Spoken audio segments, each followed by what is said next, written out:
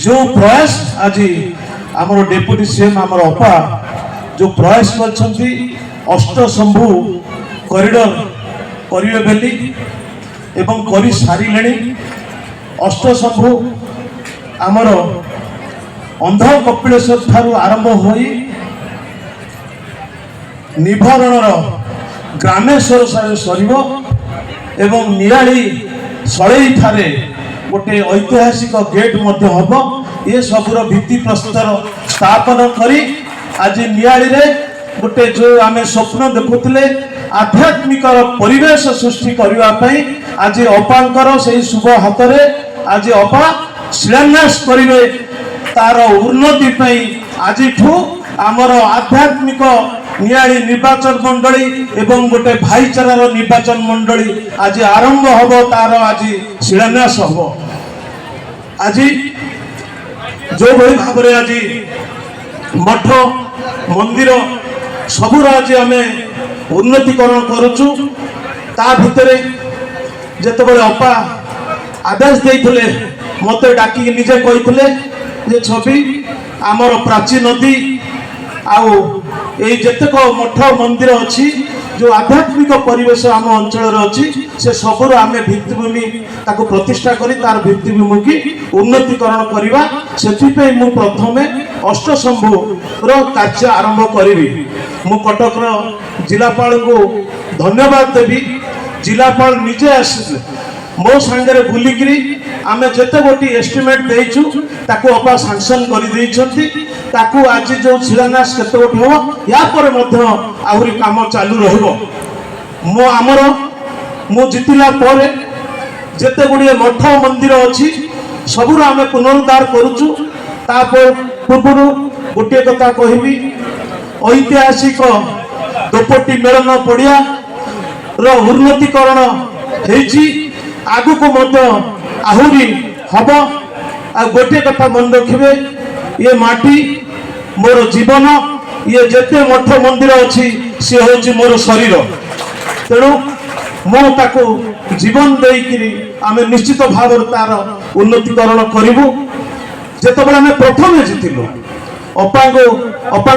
निज चैम्बर आम प्राची नदीर उन्नतिकरण आम निजे अपा ऑफिसर मान डकई ताको कथबार्ता करके से प्रोजेक्ट किभली भाव में हम ताको अपा बहुत आग को नहीं गले एवं आर भितर जहाँ हवाक अच्छी अपांक मुहर आप शुणिले मु भावुची भल लगे तेणु अपा निश्चित विषय कहे आम नियाली आज फुलनकरा चकटारू टोला पर्यंत चारि थाकिया रास्ता जो 4 लेन अच्छी ताहा किछि दिन तले सांसन हो जाइए अल्प दिन भितर टेंडर हम सी 4 लेन हवा संगे संगे ये जो कॉरिडोर बनुची पूरा पुरी पर्यंत समय आसवे देखिए देश विदेश पर्यटक आसवे एवं ओडिशार जो मैंने एपटे रही बालेश्वर आरंभ कर केन्दुझर आरंभ कर कॉरिडोर होकरी सूर्य मंदिर कोणार्क होकरी पुरी जीवे तेणु नियाली अंचल गोटे जो आध्यात्मिक वातावरण हम से वातावरण जो हवा को जाऊँगी ताहा जो भित्ति प्रस्तर आज होउची से वातावरण गोटे भल रकम वातावरण हम जेते मठ मंदिर नियाली एभली गोटे जगह ये पुरातन सांस्कृतिक जगह गोटे संस्कृतिर जगह एठी आपण देखिए गोटे डिमिरी पंचायत मु निजे दीदी थर ठिया हारी मु जानी नथिली जीतिला पर अपा मते किछि लोक सेठी डिमिरी पंचायत राधाकांत मठ गोटे अच्छी एते पुराना मठ मु आश्चर्य होली से मठरे छात घर टीए नहीं ताको जहा से पंचायतवासी की धन्यवाद देवी से माने मो नजर को आणले मु निजे जाइथिली तार गोटे दोल विमान मु देखिली 1365 मसीहार तार दोल विमान एबे भी थुआ है सुरक्षित भाव में मु ताको कहिछि सेठी गोटे घर करिकिरी आमे ताको प्रदर्शन भलिया दोल विमान को सुरक्षित रखिबा तेणु यही भाव में आम अंचल बहु मठ मंदिर अच्छी जमी शंकरेश्वर मंदिर लोक हुकुम नौले जमी महाप्रभु श्री जगन्नाथ माधव होती मामू घर प्रभु श्री महादेव शोभनेश्वर तिलोचन षडांश तिलोचनेश्वर ये बहुत मठ मंदिर कटक जिले जी अच्छी सब नियाली अंचल बेसी मठ मंदिर एवं ये गोटे आध्यात्मिक जगह जो पवित्र नदी प्राची नदी से प्राची नदी एभली पवित्र कहा जाए गंगा नदी रो 100,000 वर्ष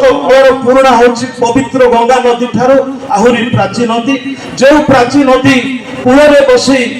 जयदेव ध्यान करथिले एवं महाप्रभु श्री जगन्नाथ शोइला बेले जो गीत गोविंद गीत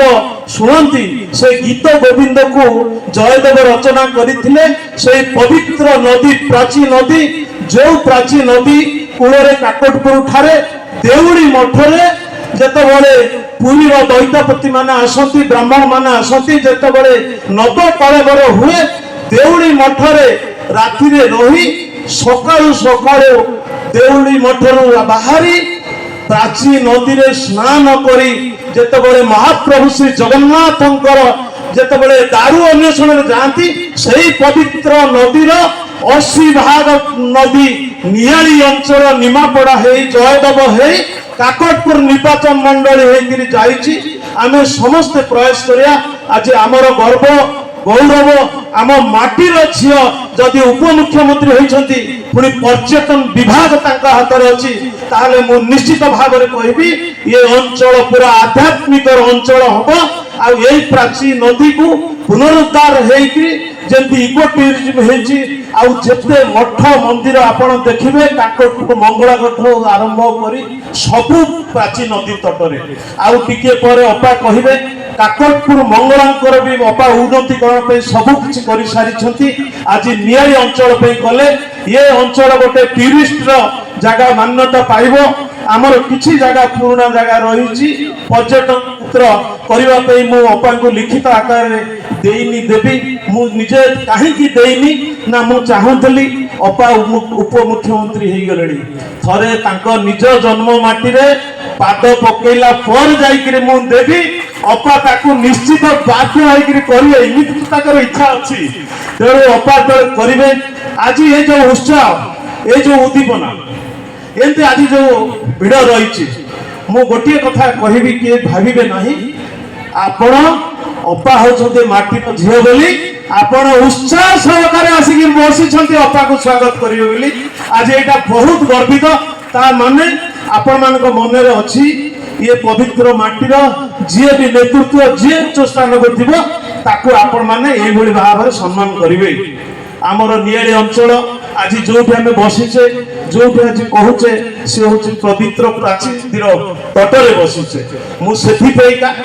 विशेष किसी कहूनी बहुत समय अपा जीवे कोणार्क अच्छी रिसीव करेंगे अतिथि मान बाहर आसती गोटे कथा शेष